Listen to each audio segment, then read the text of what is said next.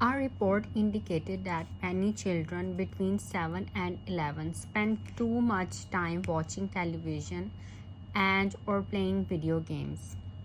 How does the problem affect the children, their families and society? What measures can be taken to control it? So इस ऐसे में हमने problems discuss करनी है and और उसके हमने सॉल्यूशंस भी बताने हैं. तो फर्स्ट जो है वो हम इंट्रोडक्शन लिखेंगे. इंट्रोडक्शन जो है वो आपने पैराफ्रेज करना है इस ऐसे प्रॉम्प्ट को.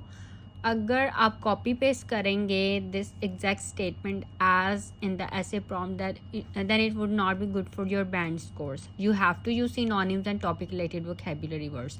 Like look at this statement, spend too much time watching television. And while paraphrasing we have written spend a lot of time in watching TV. मतलब हमने स्टेटमेंट को थोड़ा सा चेंज कर दिया. ठीक है, तो आप जो है वो सिनोनिम्स भी यूज़ कर सकते हैं और टॉपिक रिलेटेड वोकैबुलरी वर्ड्स भी यूज़ कर सकते हैं. जैसे कि आप ये वर्ड देख लें कि television has change the child from an irresistible force. इस वर्ड को देखें, मतलब चिल्ड्रन जो हैं वो इररेजिस्टिबल फोर्स है कि वो एक जगह बैठ नहीं सकते. ठीक है, उनको जो है कोई एक्टिविटी चाहिए.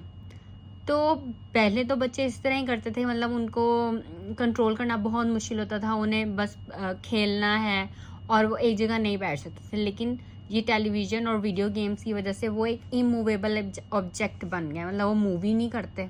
ठीक है, मतलब वो बैठे रहते हैं एक ही जगह पे, वीडियो गेम्स खेलते रहते हैं. इस तरह टीवी, मोबाइल, ये चीज़ें यूज़ करते हैं. तो टेलीविज़न और ये वीडियो गेम्स ने चेंज कर दिया चाइल्ड को from irresistible force to an immovable object. तो ये जो हैं ये टॉपिक रिलेटेड वोकैबुलरी वर्ड्स हैं. ठीक है, और एग्जामिनर जो है वो देखते हैं कि आप जो है वो किस तरह की वोकैबुलरी यूज़ कर रहे हैं, कौन सी मतलब कॉलोकेशंस क्या आप यूज़ कर रहे हैं. तो अगर आप अच्छे बैंड स्कोर्स लेना चाहते हैं तो आपको जो है टॉपिक स्पेसिफिक वोकैबुलरी यूज़ करनी पड़ेगी, सिनोनिम्स यूज़ करने पड़ेंगे. ठीक है, और कॉलोकेशंस, आपका सेंटेंस स्ट्रक्चर ठीक होना चाहिए. डिफरेंट सेंटेंस टाइप्स आपने लिखी हो, like simple sentences, compound, complex compound, conditional sentences. अब हम इस स्टेटमेंट की बात कर रहे थे कि इस तरह से इसको किस तरह से पैराफ्रेज किया हुआ है. तो हमने इसको थोड़ा सा इधर चेंज किया. Then we are writing excessive TV viewing. ठीक है, मीनिंग इन स्टेटमेंट्स का सेम ही जो ऑरेंज में है, लेकिन डिफरेंट वर्ड्स यूज़ हुए हैं. अब स्पेंड टू मच टाइम, अब टू मच की जगह हमने यहाँ पे एक्सेसिव लिख दिया है. एक्सेसिव का मीनिंग भी यही है, टू मच. और इस तरह हमने आगे लिखा है spend too much time on TV, spending too much time on TV.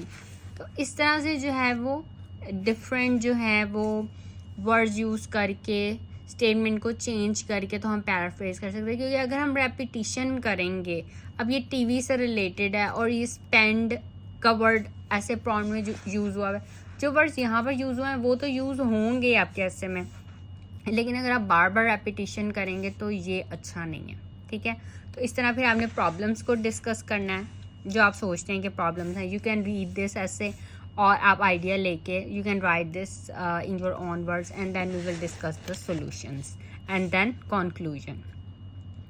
और इस तरह के वर्ड जैसे however, to conclude, therefore, moreover, furthermore, इस तरह के जो वर्ड्स हैं ना वो आप अपने ऐसे में जो है वो यूज़ करने की कोशिश करें. ठीक है, और आपने ये यूज़ करने हैं. So just read this essay and then write this essay in your own words.